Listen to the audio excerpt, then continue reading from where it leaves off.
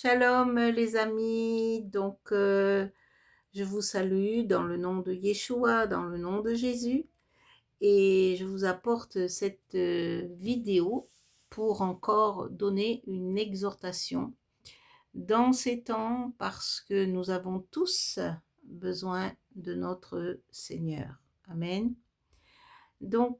Pourquoi je fais cette exhortation? Tout simplement, et c'est une grâce de Dieu, puisque c'est Dieu qui nous donne la vie, c'est lui qui nous donne toutes choses, au fait, dans ce monde-ci. Et si nous sommes encore vivants, eh bien, c'est sous l'effet de sa grâce, il faut le reconnaître, le savoir, et lui dire merci, n'est-ce pas? Lui dire Toda Rabba, merci beaucoup encore d'être ici parmi les vivants en cette année 2026. Toujours être reconnaissant à Dieu, toujours le remercier pour toute chose qu'il fait dans ta vie, pour ce qu'il t'a donné, pour ce qu'il te donnera encore. Et toi, en retour, il te demande simplement ton amour pour lui, ta reconnaissance et surtout ta sanctification afin d'être compté parmi les justes quand il va revenir nous chercher au son de la trompette. Amen. Alors cette exhortation aujourd'hui, eh bien, elle me tenait à cœur parce que je vois et j'entends et puis je me dis, il faut encore exhorter le peuple du Seigneur. Où que vous soyez dans ce monde, peu importe, que vous soyez en Afrique, que vous soyez en Israël, que vous soyez en France, en francophonie, peu importe où que vous soyez sur cette terre, aux États-Unis, peu importe sur ce globe terrestre, mais je voudrais quand même encore vous dire combien Dieu est bon. Il est bon avec ses enfants, il nous aime, vous savez très bien que c'est lui qui nous a aimés le premier.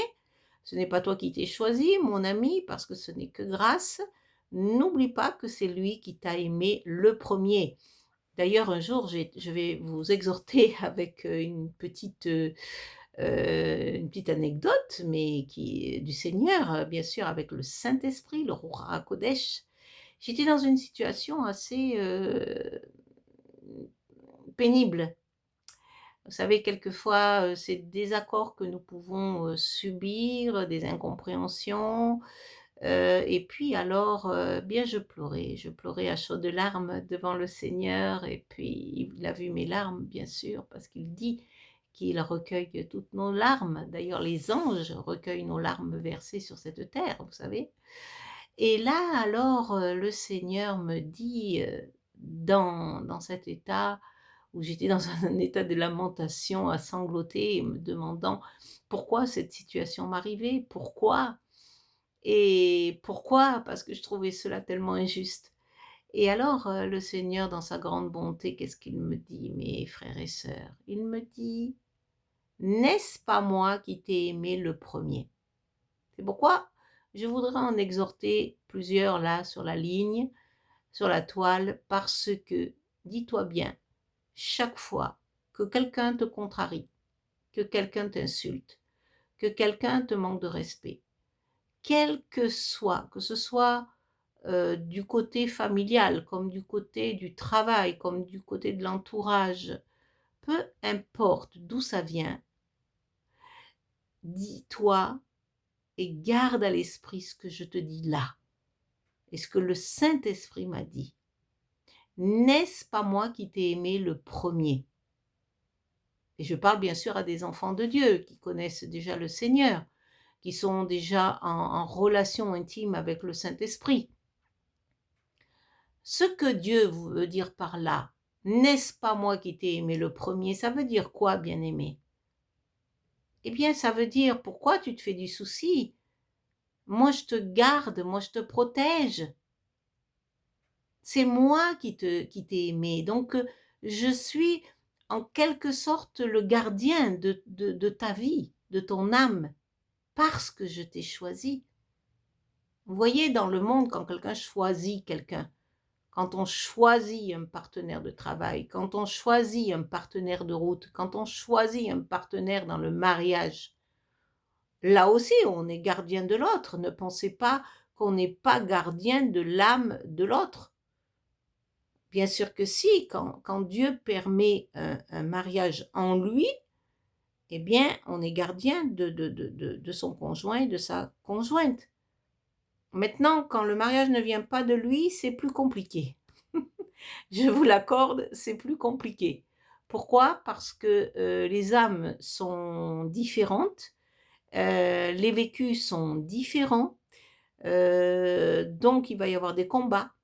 Pour ça que des fois dans le Seigneur, vous avez des frères et sœurs qui vont dire: «Ah mais je suis marié avec un inconverti, il connaît pas le Seigneur, mais bon, il va venir au Seigneur», vous voyez? Il va voilà, c'est des choses comme ça des fois qui se disent, et qu'on entend, je veux dire, mes bien-aimés, quand un ou l'autre n'est pas au Seigneur, ce sont toujours des combats. Pourquoi? Parce que vous n'avez pas le même esprit.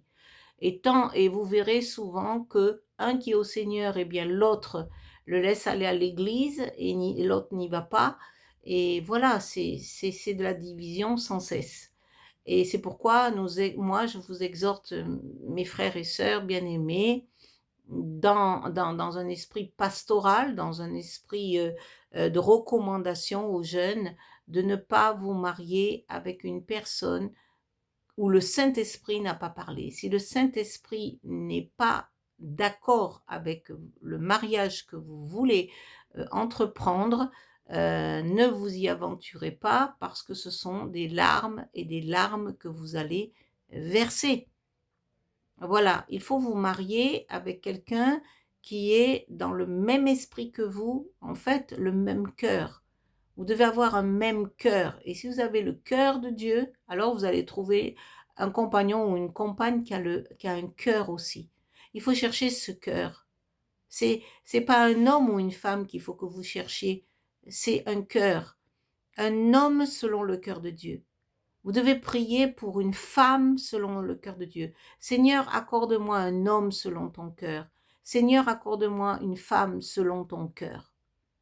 Parce que là, vous n'allez pas vous tromper. Un homme ou une femme selon le cœur de Dieu, comme lorsque Dieu avait choisi David, il est bien dit que David, a aimé David, Dieu a choisi David. Elohim, El Shaddai a choisi David. Pourquoi? Parce qu'il dit dans la Bible, il avait le cœur, son cœur plaisait à Dieu. Il avait le cœur selon Dieu. Donc agréable, un cœur bon. Enfin, il n'y a pas plus bon que le Seigneur, c'est vrai. Mais quand même, il avait beaucoup de choses selon le cœur de Dieu qui étaient bonnes et agréables. Et donc, si vous ne voulez pas vous tromper dans un mariage, je vous exhorte, bien-aimés, à choisir un conjoint selon le cœur de Dieu. Priez ainsi, selon le cœur de Dieu, selon sa volonté aussi, parfaite. Et peu importe les années que vous attendrez, le jour où Dieu vous donnera cet homme ou cette femme, eh bien, c'est parce que c'est lui qui l'aura choisi. Le temps sera venu où il vous l'accordera, parce qu'il faut un temps aussi de préparation aux deux. Et voilà, et à ce moment-là, vous pourrez servir le Seigneur, et même si c'est tard, parce que la parole de Dieu dit, si la bénédiction tarde, attends-la.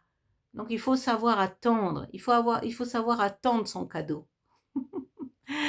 Parce qu'il sera si bon et si mûr, au fait, il sera prêt, ton cadeau. Comme un fruit, il est pas mûr, il est acide. Mais lorsqu'il est mûr, regarde comme il est goûteux, comme il est sucré, comme il est bon. Et il est excellent au palais. Donc la même chose sera pour ton mariage, bien-aimé. Voilà, alors je t'en prie, je t'ai exhorté avec cela aujourd'hui. Choisis bien ton conjoint selon le cœur de Dieu et selon la volonté de Dieu. Prie pour cela. Ne t'égare pas, ne cherche pas ailleurs, ne dis pas des compromis, n'essaie pas des raccommodages. Non, seulement ce que Dieu veut. Et tu verras la gloire de Dieu dans ce mariage. Amen. Tu verras la bénédiction de l'Éternel Yahweh. Celui qui s'appelle Yahweh te donnera le meilleur.